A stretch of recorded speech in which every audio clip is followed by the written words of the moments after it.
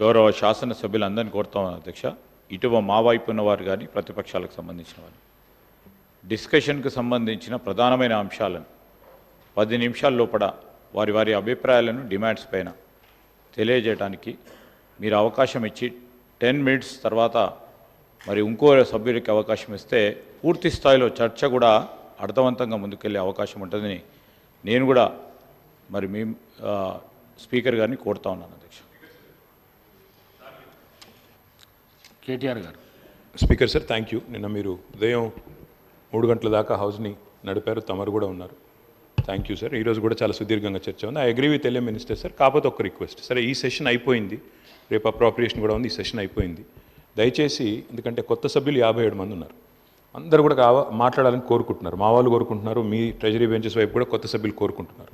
దయచేసి next budget session కానీ next assembly session కానీ డిమాండ్స్ మీద ఇట్లా అన్ని కంప్రెస్ చేసి 19 ఒకటే రోజు పెట్టకుండా దయచేసి రోజుకి 2-3 పెట్టి, ఎందుకంటే అప్పుడు మినిస్టర్స్ మంచిగా బ్రహ్మాండంగా సమాధానం చెప్పొచ్చు, సభ్యులు కూడా మాట్లాడవచ్చు. కాబట్టి సావధానంగా మాట్లాడడానికి నెక్స్ట్ టైము అవసరమైతే సెషన్ ఒక 20 రోజులు పెట్టండి బడ్జెట్ సెషన్ని. తప్పకుండా మా వైపు నుంచి పూర్తి స్థాయిలో మీకు కోఆపరేట్ చేస్తామని తెలియజేస్తాను. గౌరవ శాసనసభ్యులందరినీ కోరుతాం అధ్యక్ష.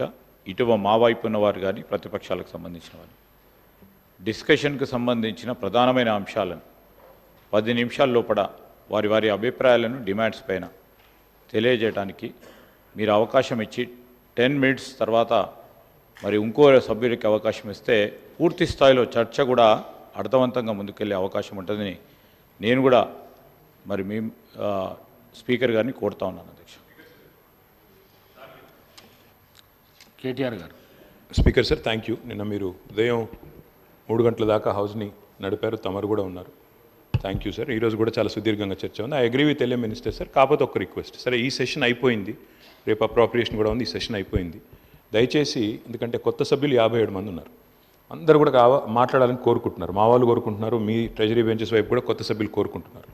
దయచేసి నెక్స్ట్ బడ్జెట్ సెషన్ కానీ నెక్స్ట్ అసెంబ్లీ సెషన్ కానీ డిమాండ్స్ మీద ఇట్లా అన్ని కంప్రెస్ చేసి 19 ఒకటే రోజు పెట్టకుండా దయచేసి రోజుకి 2-3 పెట్టి, ఎందుకంటే అప్పుడు మినిస్టర్స్ మంచిగా బ్రహ్మాండంగా సమాధానం చెప్పొచ్చు, సభ్యులు కూడా మాట్లాడవచ్చు. కాబట్టి సావధానంగా మాట్లాడడానికి నెక్స్ట్ టైము అవసరమైతే సెషన్ ఒక 20 రోజులు పెట్టండి బడ్జెట్ సెషన్ని. తప్పకుండా మా వైపు నుంచి పూర్తి స్థాయిలో మీకు కోఆపరేట్ చేస్తామని తెలియజేస్తాను.